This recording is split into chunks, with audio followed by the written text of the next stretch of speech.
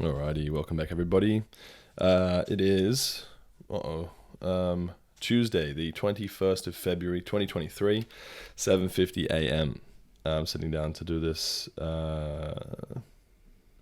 episode 52, I believe. Welcome back. I feel like I'm actually addressing that to people now. I just gained a bunch of new subscribers overnight. And for whatever reason, my videos the last couple of days have just been getting a bit more traction, which is kind of cool.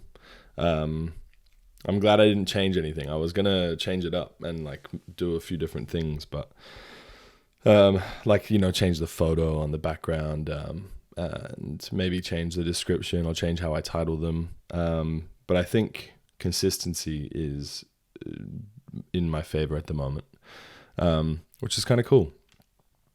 But it's also nerve-wracking. It's a positive. I want to talk about that. It's a positive and a negative at the same time.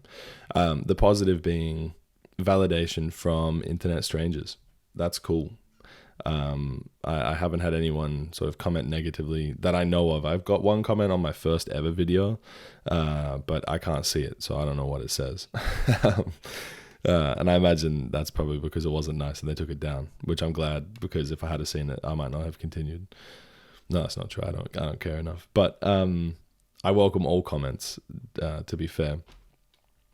But yeah, getting validation from people on the internet is, I don't know what endorphin it's releasing, but it feels nice. It feels good. It feels like for the longest time I've been talking into this void, which is this wall and this microphone. Because that photo you see on the screen, that's where I'm sitting and what I'm doing. So I'm just talking to a blank wall. I thought about putting a mirror here, but I feel like I get distracted looking at myself and talking to myself. And so, yeah, it's interesting having people comment and listen, and, people I don't know. It was nerve-wracking as well, because I've only really ever promoted or advertised it to people that I do know. And so that's fun. And then the other negative side of it is now I know that random people on the internet can hear my voice. Oh, that was loud. I'm sorry. I laughed right in the microphone. Can hear my voice, and I knew that was going to happen because I was posting them online, but still, it's like that reality check of oh shit, I've said some things. I worked out yesterday. I have 1,020 minutes if they were all max, and about 510 minutes if they were all minimum time lengths, which works out at I couldn't even tell you. It's was it 60 hours almost? Or is that way off? Am I just throwing my math out there? Give me 2 seconds. Divided by 60. 17 hours of audio at the most, and 8.5 hours of audio at the minimum. So, it's a lot of me talking. And that's all up there on the internet right now. So, but I think the premise of this project is still, it still rings true, which is just staying consistent, staying vulnerable, using this as a sounding board to talk about my life and the way that I think and what's going on. And I think, in a year that I've dedicated to self-discovery, I think that's what this does for me in a way. Forcing myself to sit down, I have to force myself to sit down and talk to a microphone. I can't have any pauses that are too long because it gets boring for people. I can't sit here and not talk about things that are interesting, or talk about what's going on, because that'll again get boring for people. And so it's honestly a weird thing where I've got this this fine balance between, I'm doing this for me, but I'm also doing it for the people that will be listening, if that makes sense. Where I'm sitting and I'm talking about real things, but I have these little limitations. I can't sit here and pause for half an hour. If I was writing in a journal, I could sit and pause for a little bit and think about what I was going to say next. I don't really have that luxury. And so it's a good thing I can talk the leg off a chair.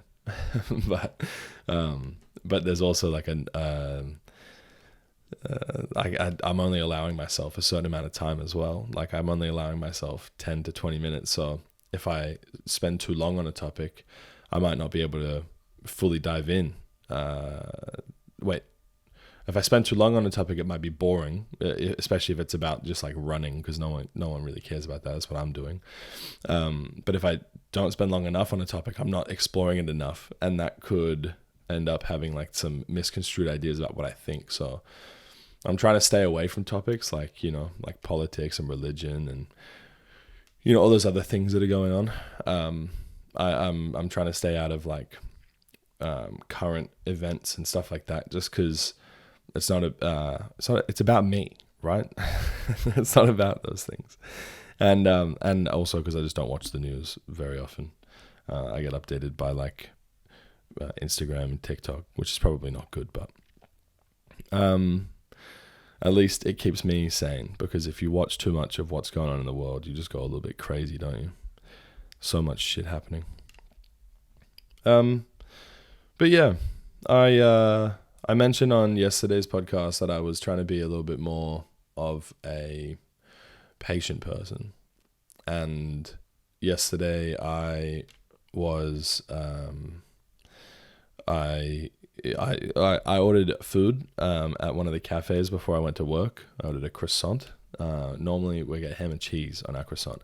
Now, I have ordered croissants from this place for, I don't know, a year. Like I only ever get the croissants. I never get anything else. They serve me all the time. They memorize my coffee order because I go there so often, right?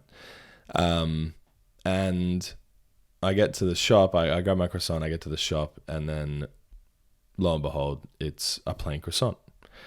And I was like, man, what the fuck is this? Like, who the fuck orders a plain croissant? You didn't give me jam, didn't give me anything else. It was nothing. It was just a plain croissant. And then I thought, you know what? I'm grateful that they gave me a croissant, right? I mean, I paid for it, so they better fucking give me a croissant. But I'm going to be a patient person. So what I did was I went back and I bought a second croissant, this time with ham and cheese. And so I used my lack of communication as the catalyst for punishment. And the punishment was buying myself another croissant, spending more money. Instead of going back and complaining, instead of going back and trying to get a refund, I just copped the loss and I went back. Anyway, the guy says to me, still hungry. And I was like, you smug motherfucker. And I was like, yeah, haha, still hungry. I ate a ham and cheese croissant. No, you idiot. You didn't hear me when I asked for ham and cheese croissant. You gave me a fucking plain croissant. But instead of getting angry at you, I'm trying to practice patience. And so now I feel a bit better today about it. I'm like, I think that that initial frustration you get from like things happening, and then you've got those options where you can like lash out and you can make someone else feel like shit about it. And I could have ruined his day, right? One little moment. You know how it's how you've got like all this time in the day, but one little moment can just weigh on your mind. That could have been me, to him. That could have been something that I did to him. And I work in retail. I work in customer service, so I wouldn't want that happening to me. And so I was like, you know what? Yeah, I'm still hungry. And I bought another one. But you know what I'll never do? Go back there. Or I'll just save it for treats, when I'll make sure that I clearly communicate what I'm after, and I'll make sure that I'm obvious about it. Because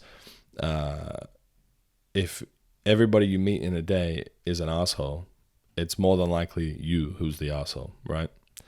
And so I've been struggling with as I'm like starting to work out and eat differently, and my body's changing, my physiology's changing, obviously my mental's changing with that too. But I'm also feeling a lot more tired recently. Oh, I just said the word tired. I need to yawn. I'm sorry. Oh, God. Fucking damn it. God damn it. Yeah. I think obviously with tiredness or exhaustion comes